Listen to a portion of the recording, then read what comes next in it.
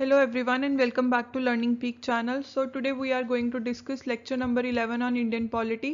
ਤੇ ਆਪਣਾ ਟੌਪਿਕ ਹੈ ਮੇਕਿੰਗ ਆਫ ਕਨਸਟੀਟਿਊਸ਼ਨ ਯਾਨੀ ਕਿ ਸੰਵਿਧਾਨ ਆਪਣਾ ਕਿਵੇਂ ਬਣਿਆ ਉਹਦਾ ਕੀ ਪ੍ਰੋਸੈਸ ਸੀਗਾ ਉਹਦੇ ਬਾਰੇ ਆਪਾਂ ਸਾਰੀ ਡਿਟੇਲਡ ਇਨਫੋਰਮੇਸ਼ਨ ਇਸ ਲੈਕਚਰ 'ਚ ਪੜਾਂਗੇ all the events that has happened before and after construction of this constitution ਉਹ ਵੀ ਆਪਾਂ ਸਟੈਪ ਬਾਏ ਸਟੈਪ ਪੜਾਂਗੇ ਤਾਂ ਕਿ ਆਪਾਂ ਨੂੰ ਜਿਹੜੇ ਕਨਸੈਪਟਸ ਨੇ ਉਹ ਬਹੁਤ अच्छी तरह क्लीयर हो जान रिगार्डिंग कॉन्स्टिट्यूशन यानी कि संविधान। तो लैक्चर शुरू करने तो पहला जो तुसी मेरे चैनल ते नवे हो तो चैनल नू सबसक्राइब करो, चैनल के लिंक नू अपने फ्रेंड्स नाल वध तो वध शेयर करो। चैनल का नाम है लर्निंग पीक। चलो शुरू करते हैं अज का लैक्चर। हुण तुसी अपनी स्क्रीन ते दो फोटोग्राफ्स देख रहे हो। ਇਹ ਦੋ ਫੋਟੋਗ੍ਰਾਫਸ ਜਿਹੜੀਆਂ ਨੇ ਉਸ ਹਿਸਟੋਰੀਕਲ ਮੂਮੈਂਟ ਦੀਆਂ ਨੇ ਜਦੋਂ ਆਪਣਾ ਕਨਸਟੀਟਿਊਸ਼ਨ ਭਾਰਤ ਦੇ ਵਿੱਚ ਲਾਗੂ ਕੀਤਾ ਜਾ ਰਿਹਾ ਸੀ।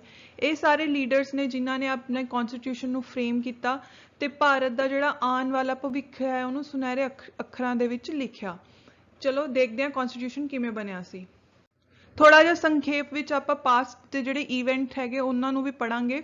ਜਿਵੇਂ ਕਿ ਤੁਸੀਂ ਜਾਣਦੇ ਹੋ ਇੰਡੀਅਨ ਪੋਲਿਟੀ ਨੂੰ ਆਪਾਂ ਦੋ ਫੇਜ਼ਸ 'ਚ ਪੜ੍ਹਦੇ ਹਾਂ। ਫੇਜ਼ 1 ਜਿਹਦਾ टाइम पीरियड हैगा 1757 तो लैके 1858 का।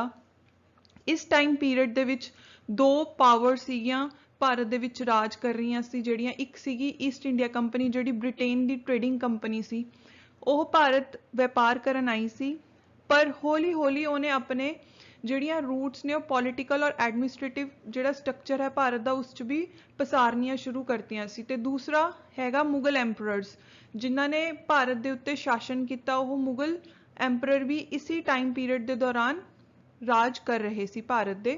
हुण गल करदे हां दूसरे फेज की। ये फेज शुरू होंदा है 1858 तो लैके 1947 तक। जदों भारत नूं आज़ादी मिली उदों तक सिर्फ भारत के उत्ते एक ही एंटिटी राज कर रही सी जिन्हों आपां ब्रिटिश गवर्नमेंट या ब्रिटिश पार्लीमेंट के नाम तो जानते हाँ। 1857 के विद्रोह तो बाद जिहड़ी ब्रिटिश गवर्नमेंट है उन्हें भारत के उत्ते डायरैक्ट कंट्रोल करना शुरू कर लिया सी। अगे चलते हैं हुण देखते हैं कि जिहड़ी ईस्ट इंडिया कंपनी है वो भारत दे विच अपनियां जड़ां किवें मजबूत करती जा रही सी। सब तो पहला ईस्ट इंडिया कंपनी ने मुगल शासक जहांगीर तो परमिशन लीती कि वो सूरत दे विच जिहड़ी फैक्ट्री है वो लाना चाहते हैं तो व्यापार करना चाहते हैं। जहांगीर ने इन्हों यह व्यापार करने के जिहड़े राइट ने ट्रेडिंग राइट्स भी देते। लेटर ऑन इस चीज़ नूं वधावा दिता शाहजहां ने जिहड़ा कि जहांगीर का बेटा सी और उन्हें भी अलाउ किया ईस्ट इंडिया कंपनी नूं बंगाल दे विच ट्रेड करन लई। कदों 1634 दे विच। हुण जिहड़ी ईस्ट इंडिया कंपनी सी इहने एक बहुत अच्छी पॉलिटिक्स खेली। इन्हें कहा कि सानू अपना पर्सनल सुरक्षा लई ते साडे समान दे सुरक्षा लई साडी फैक्ट्रियां दी सुरक्षा लई गार्ड्स चाहिए ने यानी कि सेना बल चाहिए। ये कह के इन्होंने गार्ड्स नू अपॉइंट किया अपनी ट्रेडिंग पोस्ट ते यानी कि जिथे वो व्यापार कर रहे सी वो सारियां पोस्ट से ऑफिसिस ते इन्होंने गार्ड्स अपॉइंट करने शुरू करते। यह गार्ड्स लेटर ऑन जाके मॉडर्न आर्मी का रूप लैंदे ने। वो आर्मी जिहड़ी ईस्ट इंडिया कंपनी की बैटल्स लड़ती है भारत दे विच जंग लड़ती है ते सारियां जंग्स ऑलमोस्ट इस जिहड़ी मॉडर्न आर्मी है वो जितती भी है फॉर ईस्ट इंडिया कंपनी। इस तरह हौली हौली जिहड़ी ईस्ट इंडिया कंपनी है अपना पॉलिटिकल और एडमिनिस्ट्रेटिव कंट्रोल भारत ते होर मजबूत करती जाती है। पर टर्निंग पॉइंट जिहड़ा हुंदा है मेजर वो किहड़ा हुंदा है बैटल ऑफ प्लासी और बैटल ऑफ बक्सर।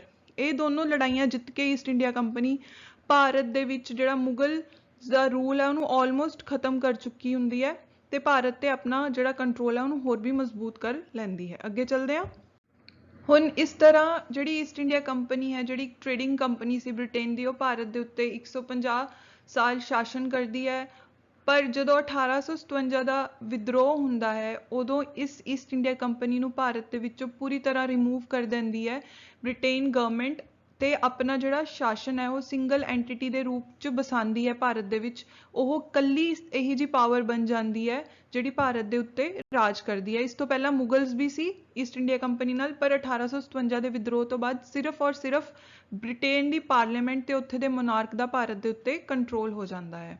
अगे देखते हैं जिवें कि मैं तुहानूं ऑलरेडी दस्सिया कि 1857 के विद्रोह तो बाद भारत के उपर जिहड़ी ब्रिटेन की पार्लीमेंट ते उत्थे दे मोनार्क ने वो डायरैक्ट कंट्रोल कर रहे हुंदे ने ਜਿੰਨਾ ਵੀ ਆਪਣਾ ਐਡਮਿਨਿਸਟ੍ਰੇਟਿਵ ਫੰਕਸ਼ਨਸ ਹੁੰਦੇ ਨੇ ਜਾਂ ਕਹਿ ਲਓ ਪੋਲੀਟੀਕਲ ਸਟਰਕਚਰ ਹੈ ਉਹ ਸਾਰਾ ਹੀ ਪਾਰਲੀਮੈਂਟ ਬ੍ਰਿਟੇਨ ਦੀ ਕੰਟਰੋਲ ਕਰਦੀ ਹੈ। ਇसी ਟਾਈਮ ਪੀਰੀਅਡ ਦੇ ਦੌਰਾਨ 1885 ਦੇ ਵਿੱਚ ਕਾਂਗਰਸ ਦੀ ਸਥਾਪਨਾ ਹੁੰਦੀ ਹੈ, ਕਾਂਗਰਸ ਫਾਊਂਡ ਹੁੰਦੀ ਹੈ ਤੇ ਜਿੰਨੇ ਵੀ ਆਪਣੇ ਲੀਡਰ ਹੁੰਦੇ ਨੇ ਕਾਂਗਰਸ ਦੇ ਫੇਮਸ, ਜਿਵੇਂ ਕਿ ਜਵਾਹਰ ਲਾਲ ਨਹਿਰੂ ਜੀ, BR ਅੰਬੇਦਕਰ ਜੀ, ਗਾਂਧੀ ਜੀ, ਇਹ ਸਾਰੇ ਲੀਡਰਸ ਇੰਡੀਅਨਸ ਨੂੰ ਰਿਪਰੈਜ਼ੈਂਟ ਕਰਦੇ ਨੇ ਬ੍ਰਿਟਿਸ਼ ਪਾਰਲੀਮੈਂਟ ਦੇ ਅੰਦਰ। ਤੇ ਉੱਥੇ ਜਾ ਕੇ ਇਹ ਜਿੰਨੀਆਂ ਵੀ ਇੰਡੀਅਨਸ ਦੀਆਂ ਡਿਮਾਂਡ ਹੁੰਦੀਆਂ ਨੇ ਐਜੂਕੇਸ਼ਨ ਨਾਲ ਰਿਲੇਟਿਡ, ਐਡਮਿਨਿਸਟ੍ਰੇਸ਼ਨ ਨਾਲ ਰਿਲੇਟਿਡ ਜਾਂ ਕਹਿ ਲਓ ਆਜ਼ਾਦੀ ਨਾਲ ਰਿਲੇਟਿਡ, ਜਾਂ ਵਨ ਆਫ ਦਾ ਮੇਜਰ ਜਿਹੜਾ ਆਪਣਾ ਅੱਜ ਦਾ ਟੌਪਿਕ ਹੈ ਕੌਨਸਟੀਟਿਊਸ਼ਨ ਨਾਲ ਰਿਲੇਟਿਡ, ਉਹ ਸਾਰੀਆਂ ਡਿਮਾਂਡਸ ਇਹੀ ਕਾਂਗਰਸ ਜਾ ਕੇ ਬ੍ਰਿਟੇਨ ਦੀ ਪਾਰਲੀਮੈਂਟ ਅੱਗੇ ਰੱਖਦੀ ਹੈ। ਹੁਣ ਆਪਾਂ ਪੜ੍ਹਾਂਗੇ ਕਿ ਇਹ ਜਿਹੜਾ ਆਪਣਾ ਕੌਨਸਟੀਟਿਊਸ਼ਨ ਹੈ ਕੌਨਸਟੀਟਿਊਸ਼ਨ ਕਿਵੇਂ ਫਰੇਮ ਹੋਇਆ। ਸਭ ਤੋਂ ਪਹਿਲਾਂ ਕੌਨਸਟੀਟਿਊਸ਼ਨ ਯਾਨੀ ਕਿ ਸੰਵਿਧਾਨ ਦਾ ਜਦੋਂ ਵੀ ਨਾਮ ਆਊਗਾ ਤਾਂ MN ਰॉय ਜੀ ਦਾ ਜਿਹੜਾ ਨਾਮ ਹੈ ਉਹ ਸਭ ਤੋਂ ਟੌਪ ਤੇ ਲਿਆ ਜਾਵੇਗਾ। MN ਰॉय ਇੱਕ ਵਾਮਪੰਥੀ ਸਿੱਖ ਕਮਿਊਨਿਸਟ ਮੂਵਮੈਂਟ ਦੇ ਲੀਡਰ ਸੀ, ਭਾਰਤ ਦੇ ਵਿੱਚ ਬਹੁਤ ਫੇਮਸ। ਇਹਨਾਂ ਨੇ ਹੀ ਆਈਡੀਆ ਦਿੱਤਾ ਸੀਗਾ ਸਭ ਤੋਂ ਪਹਿਲਾਂ 1934 ਦੇ ਵਿੱਚ ਕਿ ਭਾਰਤ ਨੂੰ ਇੱਕ ਕੌਨਸਟੀਟਿਊਐਂਟ ਅਸੈਂਬਲੀ ਦੀ ਜ਼ਰੂਰਤ ਹੈ ਜਿਹੜਾ ਕੌਨਸਟੀਟਿਊਸ਼ਨ ਬਣਾਵੇਗੀ, ਯਾਨੀ ਕਿ ਜਿਹੜੀ ਸੰਵਿਧਾਨ ਸਭਾ ਹੈ ਉਹੀ ਭਾਰਤ ਦਾ ਸੰਵਿਧਾਨ ਬਣਾਵੇਗੀ। ਇਹ ਆਈਡੀਆ ਉਹਨਾਂ ਨੇ ਦਿੱਤਾ ਸੀ ਸਭ ਤੋਂ ਪਹਿਲਾਂ। ਫਿਰ ਲੇਟਰ ਔਨ ਕਾਂਗਰਸ ਨੇ 1935 ਦੇ ਵਿੱਚ ਕੌਨਸਟੀਟਿਊਐਂਟ ਅਸੈਂਬਲੀ ਦੀ ਡਿਮਾਂਡ ਕੀਤੀ ਸੀ ਬ੍ਰਿਟਿਸ਼ ਪਾਰਲੀਮੈਂਟ ਤੋਂ, ਕਿਉਂਕਿ ਉਸ ਸਮੇਂ ਭਾਰਤ ਦੇ ਉੱਤੇ ਬ੍ਰਿਟਿਸ਼ ਦਾ ਸ਼ਾਸਨ ਸੀਗਾ। ਫਿਰ ਕੀ ਹੁੰਦਾ 1938 ਦੇ ਵਿੱਚ ਜਿਹੜੇ ਜਵਾਹਰ ਲਾਲ ਨਹਿਰੂ ਜੀ ਨੇ ਉਹਨਾਂ ਨੇ ਡਿਕਲੇਅਰ ਕੀਤਾ ਕਿ ਭਾਰਤ ਦੇ ਵਿੱਚ ਕੌਨਸਟੀਟਿਊਸ਼ਨ ਬਣੇਗਾ, ਫਰੇਮ ਹੋਏਗਾ ਤੇ ਕਿਸੇ ਵੀ ਆਊਟਸਾਈਡ ਇੰਟਰਵੈਂਸ਼ਨ ਤੋਂ ਬਿਨਾਂ ਹੀ ਅਸੀਂ ਕੌਨਸਟੀਟਿਊਸ਼ਨ ਬਣਾਵਾਂਗੇ। ਉਹਨਾਂ ਨੇ ਇਹ ਵੀ ਕਿਹਾ ਸੀਗਾ ਕਿ ਜਿਹੜੀ ਕੌਨਸਟੀਟਿਊਐਂਟ ਅਸੈਂਬਲੀ ਹੈ ਯਾਨੀ ਕਿ ਸੰਵਿਧਾਨ ਸਭਾ ਹੈ, ਇਹਦੇ ਜਿਹੜੇ ਵੀ ਮੈਂਬਰਸ ਹੋਣਗੇ ਸਾਰੇ ਇਲੈਕਟਿਡ ਹੋਣਗੇ, ਪਰ ਇਸ ਤਰੀਕੇ ਦਾ ਕੋਈ ਵੀ ਜਿਹੜਾ ਕੌਨਸੈਪਟ ਹੈ ਇਲੈਕਟਿਡ ਮੈਂਬਰਸ ਦਾ ਅਸੈਂਬਲੀ ਦਾ ਉਹ ਇੰਪਲੀਮੈਂਟ ਨਹੀਂ ਹੋਇਆ ਸੀਗਾ। ਲਿਮਿਟਿਡ ਅਡਲਟ ਫਰੈਂਚਾਈਜ਼ੀ ਦੇ ਥਰੂ ਹੀ ਜਿਹੜੇ ਵੀ ਆਪਣੇ ਸੰਵਿਧਾਨ ਸਭਾ ਦੇ ਮੈਂਬਰਸ ਨੇ ਉਹ ਇਲੈਕਟ ਕੀਤੇ ਗਏ ਸੀ। ਅੱਗੇ ਚੱਲਦੇ ਹਾਂ, ਹੁਣ ਗੱਲ ਕਰਾਂਗੇ ਕ੍ਰੋਨੋਲੋਜੀ ਆਫ ਇਵੈਂਟਸ ਦੀ, ਯਾਨੀ ਕਿ ਉਹ ਸਾਰੇ ਇਵੈਂਟਸ ਜਿਹੜੇ ਸਟੈਪ ਬਾਏ ਸਟੈਪ ਵਾਪਰ ਰਹੇ ਸੀ ਜਦੋਂ ਆਪਣਾ ਕੌਨਸਟੀਟਿਊਸ਼ਨ ਫਰੇਮ ਹੋਣ ਵਾਲਾ ਸੀਗਾ, ਯਾਨੀ ਕਿ ਆਪਣਾ ਸੰਵਿਧਾਨ ਬਣਨ ਵਾਲਾ ਸੀ। ਉਸ ਤੋਂ ਪਹਿਲਾਂ ਜਿੰਨੀਆਂ ਵੀ ਘਟਨਾਵਾਂ ਵਾਪਰੀਆਂ ਆਪਾਂ ਸਟੈਪ ਬਾਏ ਸਟੈਪ ਪੜ੍ਹਦੇ ਹਾਂ। ਸਭ ਤੋਂ ਪਹਿਲਾਂ 1940 ਦੇ ਵਿੱਚ ਜਿਹੜਾ ਆਪਣਾ ਕੌਨਸਟੀਟਿਊਸ਼ਨ ਦਾ ਆਈਡੀਆ ਹੈ ਉਹਨੂੰ ਐਕਸੈਪਟ ਕੀਤਾ ਬ੍ਰਿਟੇਨ ਦੀ ਪਾਰਲੀਮੈਂਟ ਨੇ, ਉਹਨੂੰ ਆਪਾਂ ਫੇਮਸਲੀ ਜਾਣਦੇ ਹਾਂ ਅਗਸਟ ਆਫਰ ਦੇ ਨਾਮ ਤੋਂ। ਫਿਰ 1942 ਦੇ ਵਿੱਚ ਕ੍ਰਿਪਸ ਮਿਸ਼ਨ ਭਾਰਤ ਆਇਆ। ਇਸ ਕ੍ਰਿਪਸ ਮਿਸ਼ਨ ਦੇ ਵਿੱਚ ਇਹ ਕੌਨਸੈਪਟ ਸੀਗਾ ਕਿ ਜਿਹੜਾ ਇੰਡੀਪੈਂਡੈਂਟ ਕੌਨਸਟੀਟਿਊਸ਼ਨ ਹੋਊਗਾ ਭਾਰਤ ਦਾ ਉਹਨੂੰ ਆਪਾਂ ਅਡੋਪਟ ਕਰਾਂਗੇ World War II ਤੋਂ ਬਾਅਦ। ਪਰ ਕ੍ਰਿਪਸ ਮਿਸ਼ਨ ਸੀ ਉਹ ਫੇਲ ਹੋ ਗਿਆ ਸੀਗਾ ਕਿਉਂਕਿ ਮੁਸਲਿਮ ਲੀਗ ਦੇ ਮੈਂਬਰਸ ਨੇ ਬਹੁਤ ਐਜੀਟੇਸ਼ਨ ਕੀਤਾ। ਉਹਨਾਂ ਨੂੰ ਇੱਕ ਡਿਫਰੈਂਟ ਡੋਮੀਨੇਸ਼ਨ ਚਾਹੀਦਾ ਸੀ ਜਿਹਨੂੰ ਅੱਜ ਆਪਾਂ ਪਾਕਿਸਤਾਨ ਦੇ ਨਾਮ ਤੋਂ ਜਾਣਦੇ ਹਾਂ। ਔਰ ਜਿਹੜੇ ਸਟੈਂਡਫੋਰਡ ਕ੍ਰਿਪਸ ਸੀਗੇ ਜਿਹੜਾ ਇਹ ਕੌਨਸੈਪਟ ਲੈ ਕੇ ਆਏ ਸੀ ਉਹ ਬ੍ਰਿਟੇਨ ਦੀ ਪਾਰਲੀਮੈਂਟ ਦੀ ਕੈਬਨਿਟ ਦੇ ਮੈਂਬਰ ਸੀ। ਹੁਣ ਆਪਾਂ ਗੱਲ ਕਰਦੇ ਹਾਂ 1946 ਦੇ ਵਿੱਚ ਕੀ ਹੁੰਦਾ। 1946 ਦੇ ਵਿੱਚ ਸੰਵਿਧਾਨ ਸਭਾ ਹੈ ਜਿਹੜੀ ਆਪਣਾ ਉਹਦਾ ਗਠਨ ਹੋ ਜਾਂਦਾ, ਉਹ ਬਣ ਜਾਂਦੀ ਹੈ ਨਵੰਬਰ 1946 ਦੇ ਵਿੱਚ। ਤੇ ਜਿਹੜਾ ਇਹ ਕੌਨਸਟੀਟਿਊਐਂਟ ਅਸੈਂਬਲੀ ਹੈ ਇਹ ਫਾਰਮੂਲੇਟ ਹੁੰਦੀ ਹੈ ਕੈਬਨਿਟ ਮਿਸ਼ਨ ਪਲਾਨ ਦੇ ਅੰਦਰ। ਹੁਣ ਕੈਬਨਿਟ ਮਿਸ਼ਨ ਪਲਾਨ ਦੇ ਅੰਦਰ ਕੀ ਹੁੰਦਾ ਹੈ, 3 ਮੈਂਬਰਸ ਹੁੰਦੇ ਨੇ। ਸਭ ਤੋਂ ਪਹਿਲਾਂ ਦਾ ਨਾਮ ਹੈਗਾ ਅਲੈਗਜ਼ੈਂਡਰ, ਦੂਸਰੇ ਹੈਗੇ ਕ੍ਰਿਪਸ ਜਿਨ੍ਹਾਂ ਬਾਰੇ ਆਪਾਂ ਨੇ ਹੁਣੀ ਉੱਪਰ ਪੜ੍ਹਿਆ, ਔਰ ਤੀਸਰੇ ਹੈਗੇ ਲਾਰੈਂਸ। ਇਹ ਤਿੰਨੋਂ ਮਿਲ ਕੇ ਜਿਹੜਾ ਇੱਕ ਸਟਰਕਚਰ ਬਣਾਉਂਦੇ ਨੇ ਕਿ ਕੌਨਸਟੀਟਿਊਐਂਟ ਅਸੈਂਬਲੀ ਦੇ ਕਿਆ ਰੋਲ ਹੋਣਗੇ, ਕਿਵੇਂ ਉਹ ਕੰਮ ਕਰੂਗੀ। ਇਹ ਸਭ ਕੁਝ ਕੈਬਨਿਟ ਮਿਸ਼ਨ ਪਲਾਨ ਦੇ ਥਰੂ ਬਣਦਾ ਹੈ।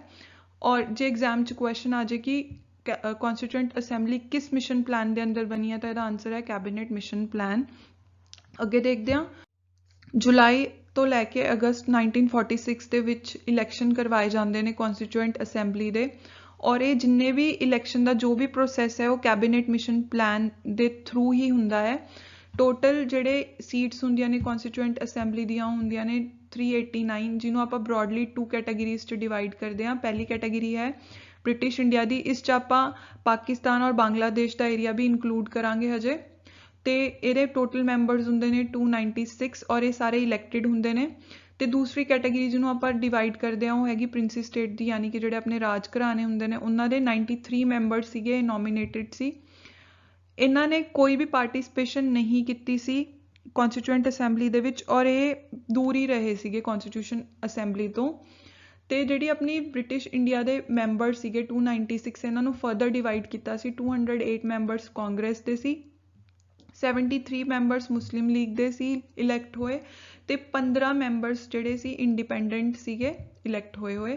ਫਿਰ 9 ਦਸੰਬਰ 1946 ਨੂੰ ਸਭ ਤੋਂ ਪਹਿਲੀ ਮੀਟਿੰਗ ਹੁੰਦੀ ਹੈ ਕਨਸਟੀਟਿਊਐਂਟ ਅਸੈਂਬਲੀ ਦੀ, ਯਾਨੀ ਕਿ ਸੰਵਿਧਾਨ ਸਭਾ ਦੀ, ਔਰ ਇਸ ਦੇ ਵਿੱਚ ਟੋਟਲ 211 ਮੈਂਬਰ ਹੀ ਆਉਂਦੇ ਨੇ, ਜਿਸ ਦੇ ਵਿੱਚ 208 ਮੈਂਬਰ ਤਾਂ ਕਾਂਗਰਸ ਦੇ ਹੁੰਦੇ ਨੇ ਤੇ 3 ਇੰਡੀਪੈਂਡੈਂਟ ਮੈਂਬਰ ਹੁੰਦੇ ਨੇ।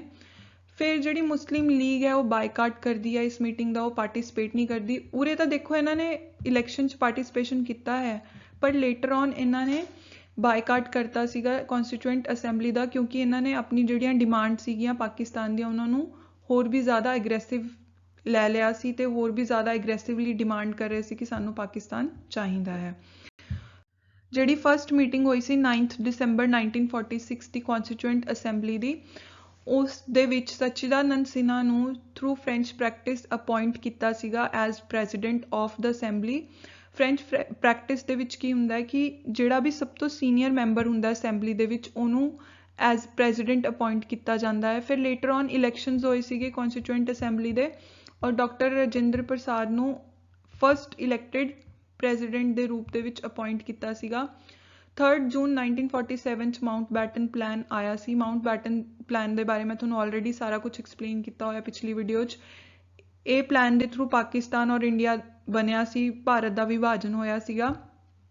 ਔਰ ਫਿਰ 4 ਜੂਨ 1947 ਦੇ ਵਿੱਚ plan of division of India was introduced in parliament of England. ਫਿਰ 18 ਜੂਨ 1947 ਨੂੰ ਜਿਹੜਾ ਇਹ ਪਲਾਨ ਹੈ ਪਾਸ ਕਰਤਾ ਸੀਗਾ ਬ੍ਰਿਟੇਨ ਦੀ ਪਾਰਲੀਮੈਂਟ ਨੇ। ਕਿਹੜਾ ਪਲਾਨ? Mount baton plan. ਤੇ ਇੰਡੀਅਨ ਇੰਡੀਪੈਂਡੈਂਸ ਐਕਟ 1947 ਵੀ ਜਿਹੜਾ ਹੈ ਉਹ ਲਾਗੂ ਕਰਤਾ ਸੀ।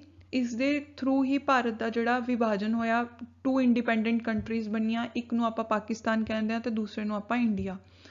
ਫਿਰ ਕੀ ਹੁੰਦਾ ਹੈ ਕਿ ਆਫਟਰ ਡਿਵੀਜ਼ਨ ਜਿਹੜੇ ਆਪਣੇ ਮੈਂਬਰਸ ਨੇ ਹੁਣ ਉਹ 229 ਰਹਿ ਜਾਂਦੇ ਨੇ, ਤੇ ਜਿਹੜੇ ਰਿਮੇਨਿੰਗ ਜਿਹੜੀਆਂ ਪ੍ਰਿੰਸੀ ਸਟੇਟ ਭਾਰਤ ਕੋਲ ਆਉਂਦੀਆਂ ਨੇ ਉਹ 70 ਹੁੰਦੀਆਂ ਨੇ, ਤੇ ਟੋਟਲ ਆਪਣੇ ਜਿਹੜੇ ਮੈਂਬਰਸ ਹੁੰਦੇ ਨੇ ਉਹ ਹੁੰਦੇ ਨੇ 299। ਇਸ ਤਰ੍ਹਾਂ ਜਿਹੜੀ ਆਪਣੀ ਕਨਸਟੀਟਿਊਐਂਟ ਅਸੈਂਬਲੀ ਆ ਉਹ ਫਾਰਮ ਹੁੰਦੀ ਹੈ। ਔਰ ਕਨਸਟੀਟਿਊਐਂਟ ਅਸੈਂਬਲੀ ਨੂੰ ਥਰੂ ਇੰਡੀਅਨ ਇੰਡੀਪੈਂਡੈਂਸ ਐਕਟ ਸਭ ਤੋਂ ਜ਼ਿਆਦਾ ਸਟਰੋਂਗ ਔਰ ਇੰਡੀਪੈਂਡੈਂਟ ਬੋਡੀ ਦੇ ਰੂਪ 'ਚ ਬਣਾਇਆ ਜਾਂਦਾ ਹੈ, ਗਠਿਤ ਕੀਤਾ ਜਾਂਦਾ ਹੈ। ਇਸ ਤਰ੍ਹਾਂ ਜਿਹੜਾ ਆਪਣਾ ਕਨਸਟੀਟਿਊਸ਼ਨ ਹੈ ਉਹ ਇਹ ਕਨਸਟੀਟਿਊਐਂਟ ਅਸੈਂਬਲੀ ਬਣਾਉਂਦੀ ਹੈ। ਅੱਗੇ ਚੱਲਦੇ ਹਾਂ। ਇਹ ਕੁਝ ਫੋਟੋਗ੍ਰਾਫਸ ਨੇ ਨਿਊਜ਼ਪੇਪਰ ਦੀਆਂ ਜਿਹੜੀਆਂ ਭਾਰਤ ਦੇ ਵਿਭਾਜਨ ਤੋਂ ਬਾਅਦ ਨਿਊਜ਼ 'ਚ ਆਈਆਂ ਸੀ, ਹੈਡਲਾਈਨਸ ਸੀਗੀਆਂ ਇੰਡੀਅਨ ਇੰਡੀਪੈਂਡੈਂਸ ਦੀਆਂ। ਅੱਗੇ ਚੱਲਦੇ ਹਾਂ। ਹੁਣ ਜਿਹੜੀ ਆਪਣੀ ਕਨਸਟੀਟਿਊਐਂਟ ਬੋਡੀ ਸੀਗੀ, ਯਾਨੀ ਕਿ ਇਹ ਜਿਹੜੀ ਆਪਣੀ ਸੰਵਿਧਾਨ ਸਭਾ ਸੀਗੀ, ਇਹ 2 ਕੰਮ ਕਰਦੀ ਸੀ। ਇੱਕ ਤਾਂ ਇਹ ਕਨਸਟੀਟਿਊਸ਼ਨ ਫਰੇਮ ਕਰ ਰਹੀ ਸੀ, ਕਨਸਟੀਟਿਊਸ਼ਨ ਬਣਾ ਰਹੀ ਸੀ। ਦੂਸਰਾ ਇਹ ਲਾਅ ਮੇਕਿੰਗ ਬੋਡੀ ਵੀ ਸੀ, ਜਿਹਨੂੰ ਆਪਾਂ ਲੈਜਿਸਲੇਟਿਵ ਬੋਡੀ ਦੇ ਨਾਮ ਤੋਂ ਵੀ ਜਾਣਦੇ ਹਾਂ। ਜਦੋਂ ਇਹ ਅਸੈਂਬਲੀ ਐਜ਼ ਕਨਸਟੀਟਿਊਐਂਟ ਬੋਡੀ ਮਿਲਦੀ ਸੀ ਤਾਂ ਇਹਨੂੰ ਚੇਅਰ ਕਰਦੇ ਸੀ ਡਾਕਟਰ ਰਾਜਿੰਦਰ ਪ੍ਰਸਾਦ, ਜੋ ਇਹਦੇ ਪ੍ਰੈਜ਼ੀਡੈਂਟ ਸੀਗੇ। ਔਰ ਜਦੋਂ ਇਹ ਲੈਜਿਸਲੇਟਿਵ ਬੋਡੀ ਦੇ ਰੂਪ 'ਚ ਮਿਲਦੀ ਸੀ ਤਾਂ ਇਹਨੂੰ ਚੇਅਰ ਕਰਦੇ ਸੀ ਜੀ.ਵੀ. ਮਾਲਵੰਕਾਰ। ਔਰ ਇਹ ਜਿਹੜੇ ਦੋਨੋਂ ਫੰਕਸ਼ਨ ਨੇ ਕੰਟੀਨਿਊ ਰਹੇ ਸੀਗੇ 26 ਨਵੰਬਰ 1947 ਤੱਕ। ਤੇ ਜਿਹੜੀ ਆਪਣੀ ਕਨਸਟੀਟਿਊਐਂਟ ਅਸੈਂਬਲੀ ਹੈ ਇਹਦੀ ਲਾਈਫ ਜਿਹੜੀ ਹੈ ਉਹ ਹੈਗੀ 9 ਦਸੰਬਰ 1946 ਤੋਂ ਲੈ ਕੇ 24 ਜਨਵਰੀ 1950 ਤੱਕ ਇਹਦੀ ਲਾਈਫ ਹੈ। ਉਸ ਤੋਂ ਬਾਅਦ ਇਹ ਡਿਜ਼ੋਲਵ ਹੋ ਜਾਂਦੀ ਹੈ ਔਰ ਜਸਟ ਲੈਜਿਸਲੇਟਿਵ ਬੋਡੀ ਰਹਿ ਜਾਂਦੀ ਹੈ। ਅੱਗੇ ਚੱਲਦੇ ਹਾਂ। ਮੇਜਰ ਕਮੇਟੀਜ਼ ਆਫ ਕਨਸਟੀਟਿਊਐਂਟ ਅਸੈਂਬਲੀ, ਜਿਹੜੀ ਆਪਣੀ ਕਨਸਟੀਟਿਊਐਂਟ ਅਸੈਂਬਲੀ ਹੈ ਇਹਦੀਆਂ 5 ਮੇਜਰ ਕਮੇਟੀਜ਼ ਸੀਗੀਆਂ, ਔਰ ਉਹਨਾਂ ਵਿੱਚੋਂ ਆਪਾਂ ਨੇ ਸਿਰਫ ਫੋਕਸ ਕਰਨਾ ਡਰਾਫਟਿੰਗ ਕਮੇਟੀ ਦੇ ਉੱਤੇ, ਜਿਹਨੇ ਆਪਣਾ ਜਿਹੜਾ ਕਨਸਟੀਟਿਊਸ਼ਨ ਹੈ ਉਹਨੂੰ ਬਣਾਇਆ ਸੀਗਾ, ਉਹਦੇ ਉੱਤੇ ਹੀ ਵਰਕ ਕੀਤਾ ਸੀਗਾ। ਔਰ ਇਹਦੇ ਜਿਹੜੇ ਚੇਅਰਮੈਨ ਸੀਗੇ ਉਹ B.R. ਅੰਬੇਦਕਰ ਜੀ ਸੀਗੇ। ਟੋਟਲ 7 ਮੈਂਬਰ ਸੀਗੇ। ਔਰ ਇਹ ਜਿਹੜੀ ਕਮੇਟੀ ਹੈ ਨੇ ਕਨਸਟੀਟਿਊਸ਼ਨ ਦੇ ਉੱਤੇ ਕੰਮ ਕਰਨਾ ਸ਼ੁਰੂ ਕਰਤਾ ਸੀਗਾ 29 ਅਗਸਤ 1947 ਤੋਂ। ਜਿਹੜੇ B.N. ਰਾਓ ਸੀਗੇ ਇਹ ਲੀਗਲ ਐਡਵਾਈਜ਼ਰ ਸੀਗੇ ਕਨਸਟੀਟਿਊਐਂਟ ਅਸੈਂਬਲੀ ਦੇ। Basically B.N. ਰਾਓ ਨੇ ਹੀ ਸਾਰਾ ਜਿਹੜਾ ਸੰਵਿਧਾਨ ਹੈ ਆਪਣਾ ਉਹਨੂੰ ਫਰੇਮ ਕੀਤਾ ਸੀ। ਉਸ ਤੋਂ ਬਾਅਦ ਉਹ B.R. ਅੰਬੇਦਕਰ ਜੀ ਕੋਲੇ ਜਾਂਦੇ ਸੀ ਤੇ ਸਾਰੀ ਜਿਹੜਾ ਪ੍ਰੋਸੈਸ ਆ ਉਹ ਫੋਲੋ ਕੀਤਾ ਜਾਂਦਾ ਸੀਗਾ। ਯਾਦ ਰੱਖਣਾ ਕਿ B.N. ਰਾਓ ਜਿਹੜੇ ਨੇ ਉਹ ਲੀਗਲ ਐਡਵਾਈਜ਼ਰ ਨੇ। ਇਹ ਕੁਐਸਚਨ ਵੀ ਪੁੱਛਿਆ ਜਾ ਸਕਦਾ ਹੈ ਐਗਜ਼ਾਮ ਦੇ ਵਿੱਚ। ਇਹ ਆਪਣੀ ਉਹ ਕਮੇਟੀ ਦੇ ਮੈਂਬਰਸ ਨੇ 7, B.R. ਅੰਬੇਦਕਰ ਜੀ, ਔਰ ਇਹ ਸਾਰੇ ਮੈਂਬਰਸ ਨੇ ਜਿਨ੍ਹਾਂ ਨੇ ਮਿਲ ਕੇ ਡਰਾਫਟਿੰਗ ਕਮੇਟੀ ਦੇ ਥਰੂ ਜਿਹੜਾ ਆਪਣਾ ਕਨਸਟੀਟਿਊਸ਼ਨ ਆ ਉਹਨੂੰ ਫਰੇਮ ਕੀਤਾ ਸੀ। ਹੁਣ ਜਿਹੜਾ ਆਪਣਾ ਸੰਵਿਧਾਨ ਹੈ ਯਾਨੀ ਕਿ ਕਨਸਟੀਟਿਊਸ਼ਨ ਆ ਉਹਨੂੰ ਅਡੋਪਟ ਕੀਤਾ ਸੀਗਾ ਔਨ 26 ਨਵੰਬਰ 1949। ਟੋਟਲ 3 ਰੀਡਿੰਗਸ ਹੋਈਆਂ ਸੀਗੀਆਂ। ਉਸ ਤੋਂ ਬਾਅਦ ਹੀ ਕਨਸਟੀਟਿਊਸ਼ਨ ਨੂੰ ਜਿਹੜਾ ਹੈ ਅਡੋਪਟ ਕੀਤਾ ਸੀਗਾ ਔਰ ਟੋਟਲ ਮੈਂਬਰਸ ਜਦੋਂ ਇਹ ਕਨਸਟੀਟਿਊਸ਼ਨ ਨੂੰ ਅਡੋਪਟ ਕੀਤਾ ਗਿਆ ਉਦੋਂ ਪ੍ਰੈਜ਼ੈਂਟ ਸੀਗੇ ਅਸੈਂਬਲੀ ਦੇ ਵਿੱਚ 284 ਔਰ ਆਊਟ ਆਫ 299 ਮੈਂਬਰਸ। ਜਦੋਂ ਕਨਸਟੀਟਿਊਸ਼ਨ ਪਾਸ ਹੋਇਆ ਸੀਗਾ ਇਸ ਦੇ ਵਿੱਚ ਇੱਕ ਪ੍ਰੀਐਂਬਲ ਸੀਗਾ, 22 ਪਾਰਟ ਸੀਗੇ ਕਨਸਟੀਟਿਊਸ਼ਨ ਦੇ, 395 ਆਰਟੀਕਲ ਸੀਗੇ ਤੇ 8 ਸ਼ਡਿਊਲ ਸੀਗੇ। ਹੁਣ ਤਾਂ ਕਾਫੀ ਵੱਧ ਗਏ ਨੇ, ਆਪਣੇ ਸ਼ਡਿਊਲ ਵੀ 12 ਹੋ ਗਏ ਨੇ, ਪਾਰਟਸ 25 ਹੋ ਗਏ ਨੇ ਤੇ ਮੇਰੇ ਖਿਆਲ ਨਾਲ ਆਰਟੀਕਲ 470 ਨੇ, ਪ੍ਰੀਐਂਬਲ ਤਾਂ ਹਜੇ ਵੀ ਹੈ। ਮੋਡੀਫਿਕੇਸ਼ਨਸ ਹੁੰਦੀਆਂ ਰਹਿੰਦੀਆਂ ਨੇ ਕਨਸਟੀਟਿਊਸ਼ਨ ਦੇ ਵਿੱਚ। ਤੇ ਹੁਣ ਇਹ ਆ ਦੇਖੋ, ਇਹ ਆਪਣਾ ਕਨਸਟੀਟਿਊਸ਼ਨ ਹੈ, ਇਹਦੀ ਕੁਛ ਇਸ ਤਰੀਕੇ ਦਾ ਇਹਦਾ ਆਊਟਰ ਸਟਰਕਚਰ ਹੈ। ਇਸ ਨਾਲ ਹੀ ਜਿਹੜਾ ਆਪਣਾ ਕਨਸਟੀਟਿਊਸ਼ਨ ਹੈ ਯਾਨੀ ਕਿ ਆਪਣਾ ਸੰਵਿਧਾਨ ਹੈ ਉਹ ਕਮੈਂਟਸ ਕੀਤਾ ਜਾਂਦਾ ਹੈ 26 ਜਨਵਰੀ 1950 ਨੂੰ। ਉਸ ਹਿਸਟੋਰੀਕਲ ਮੂਵਮੈਂਟ ਦੇ ਥੋੜ੍ਹੇ ਫੋਟੋਗ੍ਰਾਫਸ ਮੈਂ ਤੁਹਾਡੇ ਨਾਲ ਸ਼ੇਅਰ ਕਰ ਰਹੀ ਹਾਂ। ਇਹ ਨੇ ਮਹਾਤਮਾ ਗਾਂਧੀ ਜੀ, ਡਾਕਟਰ ਰਾਜਿੰਦਰ ਪ੍ਰਸਾਦ ਜੀ ਔਰ ਜਵਾਹਰ ਲਾਲ ਨਹਿਰੂ ਜੀ। ਇਸੀ ਨਾਲ ਆਪਣਾ ਅੱਜ ਦਾ ਲੈਕਚਰ ਖਤਮ ਹੁੰਦਾ ਹੈ। ਵੀਡੀਓਜ਼ ਨੂੰ ਸ਼ੇਅਰ ਜ਼ਰੂਰ ਕਰੋ ਆਪਣੇ ਫਰੈਂਡਸ ਨਾਲ ਤੇ ਚੈਨਲ ਨੂੰ ਵੱਧ ਤੋਂ ਵੱਧ ਸਬਸਕ੍ਰਾਈਬ ਕਰੋ। ਮਿਲਦੇ ਹਾਂ ਅਗਲੀ ਵੀਡੀਓ 'ਚ ਜਿਸ 'ਚ ਆਪਾਂ ਗੱਲ ਕਰਾਂਗੇ ਕਨਸਟੀਟਿਊਸ਼ਨ ਦੇ ਫੀਚਰਸ ਬਾਰੇ। Thank you so much.